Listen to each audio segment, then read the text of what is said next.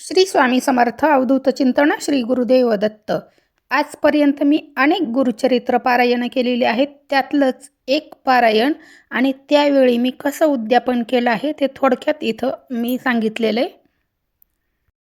दत्त महाराजांसाठी, दुसरा स्वामी समर्थांसाठी आणि तिसरा ग्रंथासाठी असे हे 3 नैवेद्य दाखवलेले आहेत. आमच्या देव्हाऱ्यावरती 2 कुलदेवता आहेत म्हणून तिथं हे 2 नैवेद्य दाखवलेले आहेत. तिसरा नैवेद्य वास्तुदेवतेसाठी आहे. उद्यापना दिवशी एकूण 5 नैवेद्य करायचे असतात. दत्त महाराजांसाठी, स्वामी समर्थांसाठी, ग्रंथासाठी, जो ग्रंथ आपण वाचलेला असतो 7 दिवस त्या ग्रंथासाठी.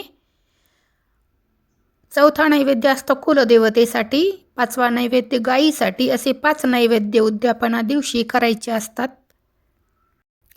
7 दिवस जी काही आपण ही व्रताचं वाचन केलेलं असतं, जी काही मनोभावे स्वामींची, दत्त महाराजांची पूजा केलेली असते, त्यामुळं अनेक वेळा दिव्यामध्ये स्वामी आपल्याला काही संकेत देत असतात. तर मला माझ्या दिव्यामध्ये काय काय संकेत मिळाले आहेत ते मी इथं दाखवते.